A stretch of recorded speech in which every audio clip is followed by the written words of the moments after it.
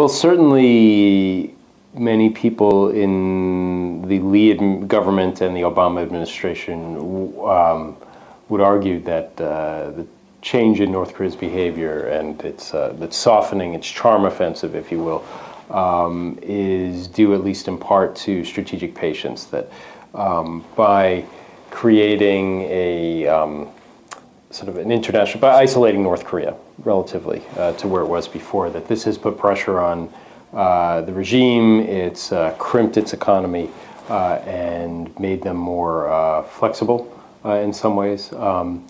However, there's a lot of reason to be skeptical of that view. The bottom line is nobody knows what the real cause or motivations are for why North Korea behaves the way it does. You know, before the Chonan sinking, North Korea was also in a charm mode. So, you know, the fact is that you have a lot of different changes in the international situation producing opposite effects on North Korean behavior. So it's very hard to tell what really is driving the way North Korea behaves the way it does. As with most countries, I think the most plausible explanation is what's going on domestically. Again, this is no different from South Korea or the United States, why we behave the way we do generally. And it's entirely plausible that North Korea's current charm offensive is due to 2012, you know, big, great and prosperous country, the push to celebrate Kim Il-sung's 100th anniversary of his birth. And also perhaps to a worsening food situation.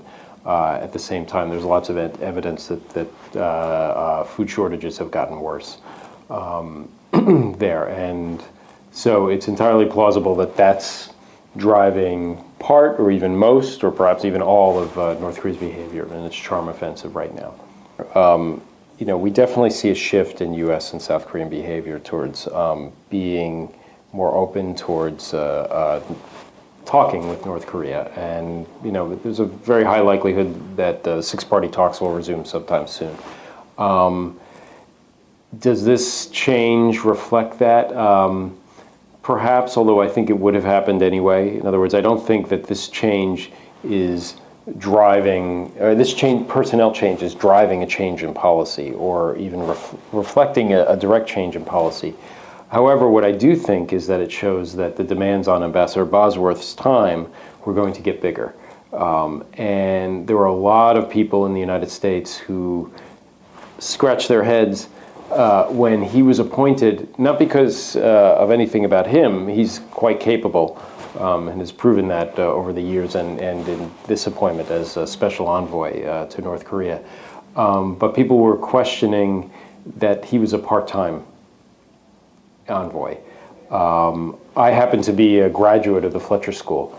So after he was appointed, I went to the Fletcher newspaper where there was an interview with him about this appointment.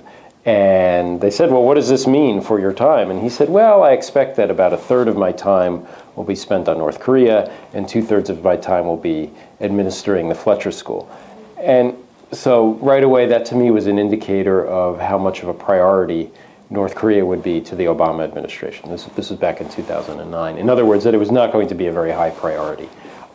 So perhaps this change reflects a realization on Ambassador Bosworth's part that he was going to have to spend more time on North Korea and that would not go over well with some of the faculty and students at the Fletcher School. So maybe that is an indicator of things to come. Well, it just creates more uncertainty. You know, let's say that we resume the six-party talks, we have some sort of bargain. It wouldn't be the first time that, you know, if then something happens to Kim Jong-il, it wouldn't be the first time we've had a deal with North Korea and then the leader dies. But of course the difference is now that Kim Jong-un is much less secure than Kim Jong-il was in 1994 when Kim Il-sung passed away. So it just creates much more uncertainty. I think it makes it much less likely that any sort of grand bargain will be able to be struck. I mean, it's certainly possible, but I think it's more, what's more likely is that we'll be able to get bits and pieces. If we get a deal, it'll be on pieces. So perhaps on the plutonium, we'll get an agreement to, we'll pay North Korea to remove the fuel rods, the spent fuel rods.